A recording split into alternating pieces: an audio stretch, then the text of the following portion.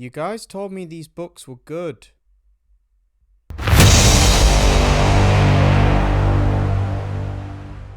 This video is sponsored by an awful lot of running podcasts, so go bloody listen to them.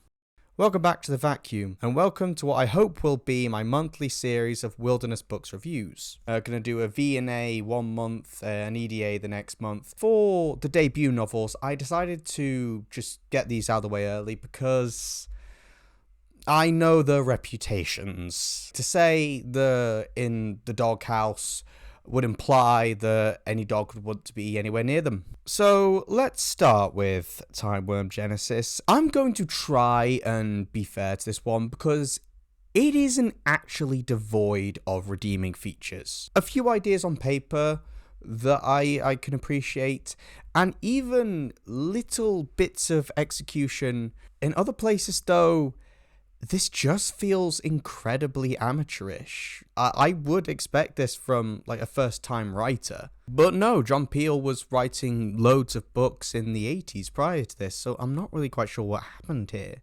If you're starting a series with a mind wipe, that's an instant red flag from me from now on between this and the next book. Ace wakes up in the TARDIS in her bedroom with no memories, and she thinks to herself, I can remember general knowledge, but I can't remember anything specific about myself.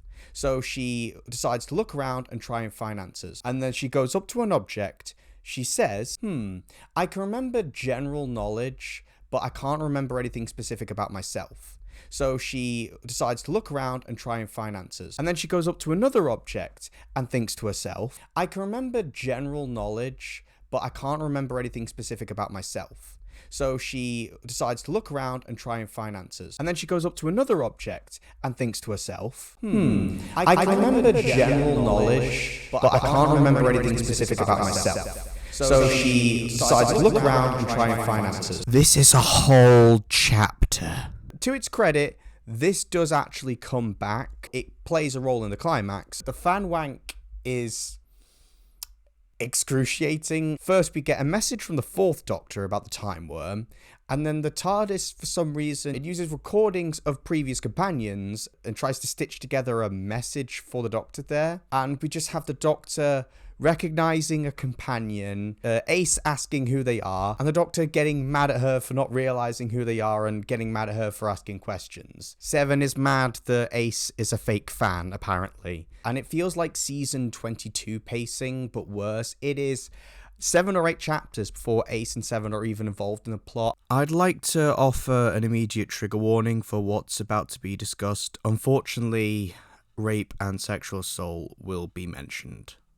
I really wish that the writer was more inexperienced because it would mean I could be less horrified by the moral relativism. The book was already in deep water for depicting paedophilia in the first few chapters on Gilgamesh's part, and the acknowledgement that he's been forcing himself on the wives of other noblemen. It's not like this book is even interested in Gilgamesh's victims or how they're dealing with this. The book is very cavalier about whether Ace has already experienced some kind of harassment from Gilgamesh up to this point. Earlier on in her POV, where she mentions wandering hands. And when she says if he comes anywhere near her, she'll hurt him, Seven frowns. He tells her to broaden her horizons. By the standards of this time, Gilgamesh is actually quite a decent chap. Fuck off. I like A Song of Ice and Fire. The point of that story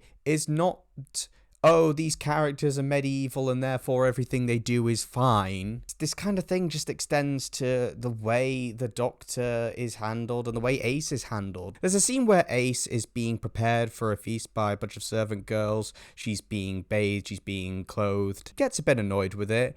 But when the servants break down and say, if we don't do this, we could get executed, there's no kindness on the Ace's part. There's no empathy. She just kind of rolls her eyes and huffs about it. You can give dialogue that sounds like something Sophie Aldred could have said on TV.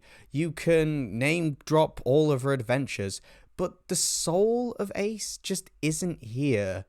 By and large, the character is just judgmental and kind of violent. The other main consistent problem is Ishtar, or the Time Worm, as she later becomes known. If you dived headfirst into the bargain bin of cackling evil generic villains, she'd be right there, right at the bottom. Like, quite a few of the characters are stock, but I could have fun with some of them. Like, the bards are okay. One of the priestesses is kind of interesting at first. There's other problems with the climax. It just mainly devolves into Seven running around the TARDIS console shouting gobbledygook. Even that just gets Uno reversed. We need to set up the plot line for the next few books. So it's been leveled at this book and at John Peel that he's not really a big fan of the Seventh Doctor, and he really just wanted to be the first one to write this book. And it's suggested that's why he brought the Third Doctor back, to say, oh, look how much better the Third Doctor is. Here's the thing,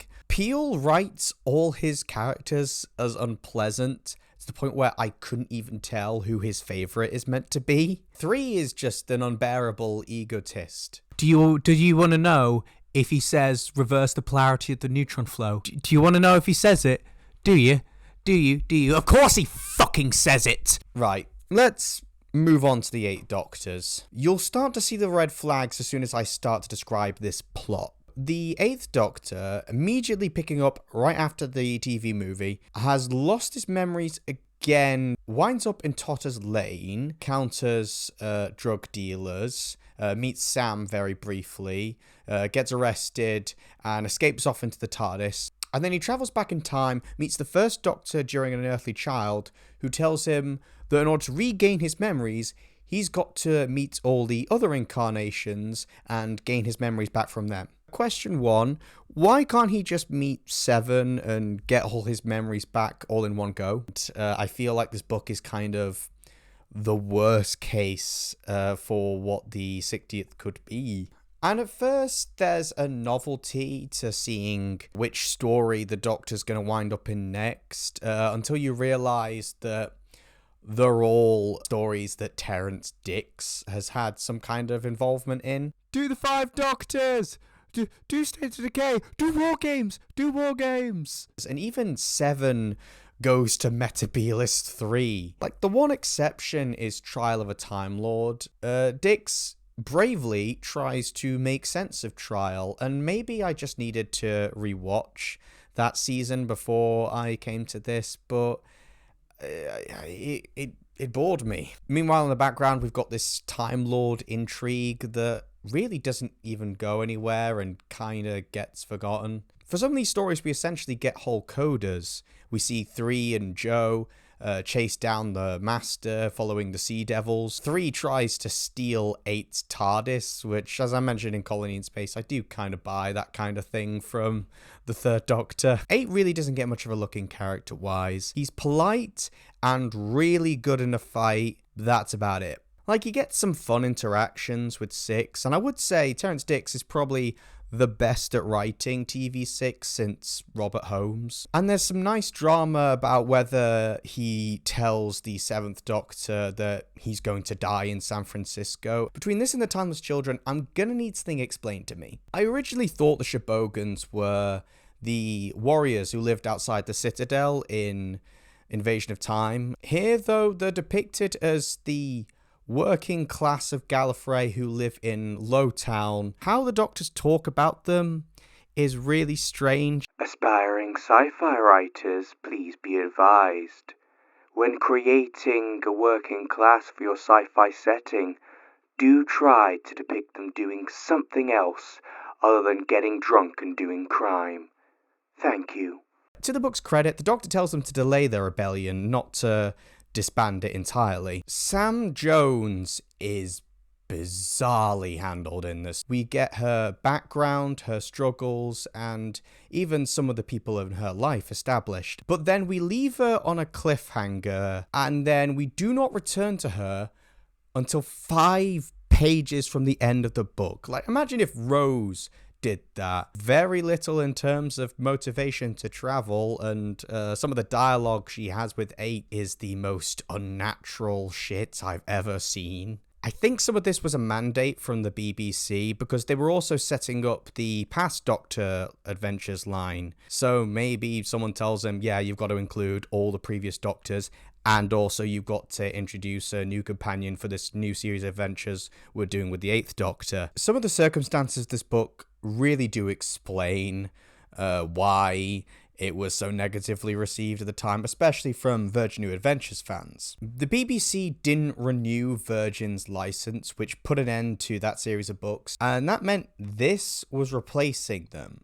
I can understand it coming across like a bit of a cash grab, to be honest. Apparently, Romana being the president of Gallifrey was established in the Virgin New Adventures series, but instead, the president of Gallifrey is someone called Flavia, and I had to look her up. Turns out it was this person from the 5 Doctors. If we're asking any Doctor Who fan which they prefer, nobody is going to pick Flavia over Romana. Sorry, Terence. Now, I understand I'm kind of on sacred territory here, and I love Terence Dicks as much as the next Doctor Who fan. I grew up reading his books.